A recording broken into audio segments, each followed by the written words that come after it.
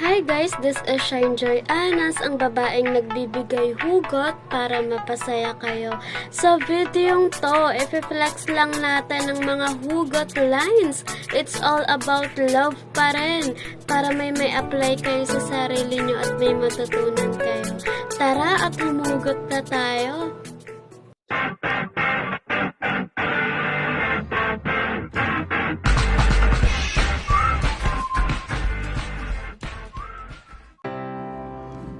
Ang hirap pala kapag yung taong gusto mo ayaw sa'yo. Ang hirap palang mag-assume na may gusto rin siya sa'yo kahit wala naman pala. Ang hirap mag-expect na mamahalin nila tayo pabalik. Pero yung pinakamasakit, yung iniwan ka ng walang dahilan at mga ilang araw lang, may iba na siya. We can fool the world, but we can't fool ourselves. Kahit ilang beses ko pang itanggi sa iba, alam kong ikaw pa rin. Ikaw pa rin kahit masakit. It hurts when you both know that you still love each other. Pero hindi na pwede, nabawal na. You don't really miss that person totally. You only miss those memories you've shared. And yung pinakamasakit na part is you watch him being part of your life, then watch him slowly becoming a stranger. Natapos kayong walang label, but have those special feelings sa kanya. Cheers to the feelings we've been hiding. Since the day we realized that this person can't love us back. Cheers to those person who choose to continue to love, even if failure was already expected. Someone loves you, but you don't love that someone because you love someone who doesn't even love you back. How ironic. I choose to live not because I don't love you or you're not fighting for. I choose to live because it's the right thing to do. Saka mo lang makikita ang halaga kapag mawawala na sa'yo talaga. Mahalin habang hawak mo pa kung ayaw mong makitang hawak ng iba. Gawin mong aral yung sakit na pinaparamdam nila sa'yo. Hindi naman break up yung masakit eh. Yung masakit, gigising ka na lang na wala na yung una mong babatiin ng good morning, good night.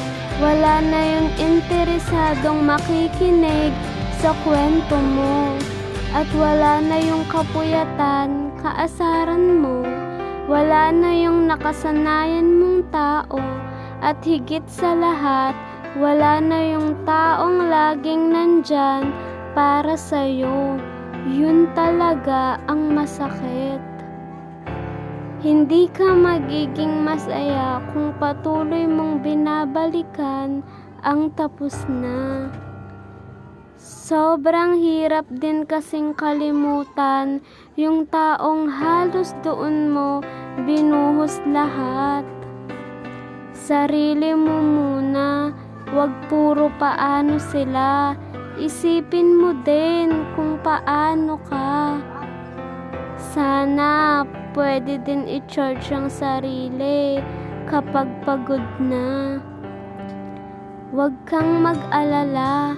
Tapos na akong mangulit. Di na ako na-excite kumilala ng bagong tao. Naiisip ko kasi agad yung ending.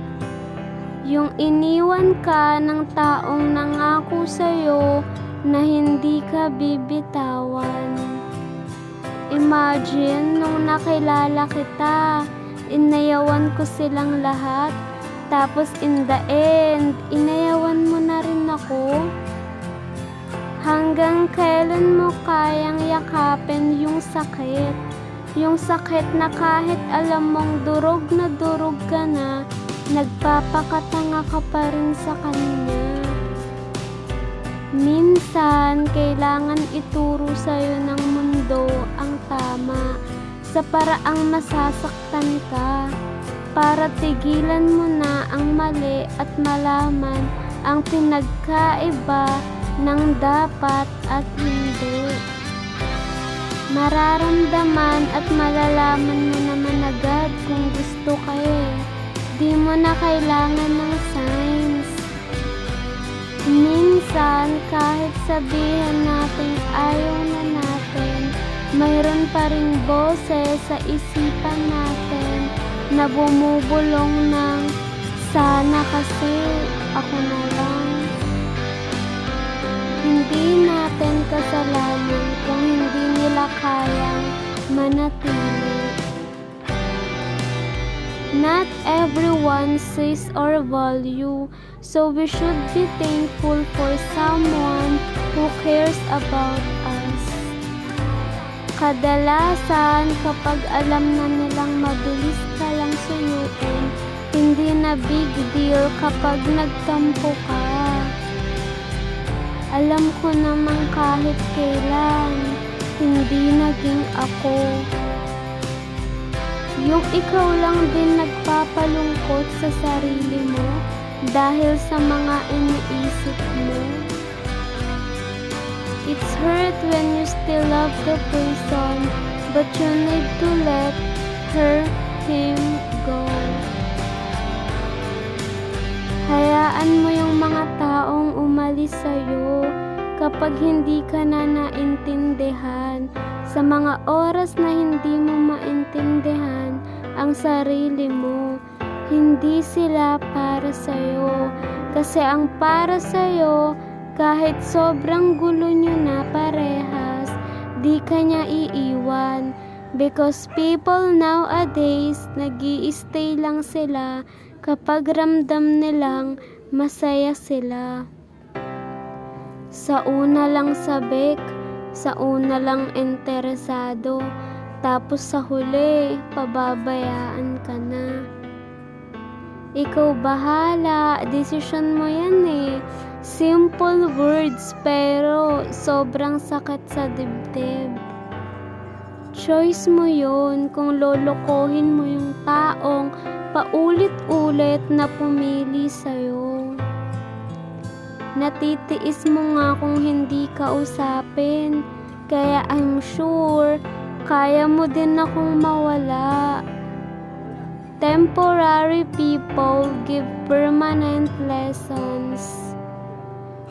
Yung kahit hindi kayo ang nagkatuluyan at may iba na kayo, pag nagkita pa rin kayo, the feeling is mutual pa din. Imagine having a great time with someone else in happiness or sad days, and now you need to let go the person whom you spent great time. Yung mahal pa ng puso mo yung tao, pero pinipigilan ka ng utak mo dahil mali na yung mga nangyayari. Cheers to the people who've been hiding their real feelings for someone's happiness. Love that we cannot have is the one that lasts the longest, hurts the deepest, but feels the strongest. How painful it is to wait for someone who is never coming back. Some people are meant to fall in love with each other, but not meant to be together. It's not wrong timing, it's wrong decision. It's more painful that you give everything to a person, but at the end, it wasn't love you're investing for. You're investing a love, but he's not investing the same love as you invest for him. Ayoko na makita ulit yung sarili kong nai-inlove o nababaliw sa isang tao, tapos sa dulo, madudurog din ako. Hurting someone's heart is like throwing a rock into the ocean. You never know how deep it goes. Ang sakit ng mahal nyo ang isa't isa at pwede maging kayo, pero pinipigilan mo para sa isang tao. How painful it is. He already have a new happiness. Ang totoong nagmamahal, hindi naman talaga nakaka-move on yan. Hindi naman kasi talaga nawawala yung pagmamahal. Lalo na kung totoo siya, nasasanay lang tayo at napipilitan lang talaga tayo na makalimutan o kalimutan na lang lahat. Dahil alam mong masasaktan ka lang.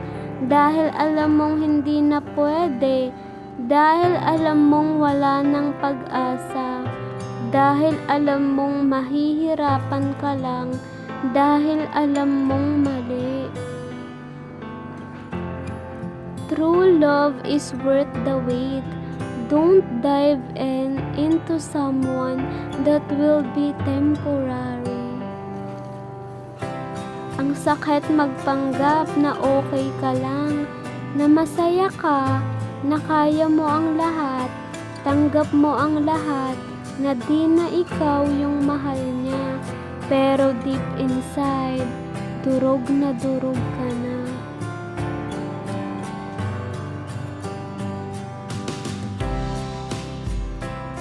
Tapos na nga ang mga hugot lines. Sana nag-enjoy kayo at may natutunan kayo.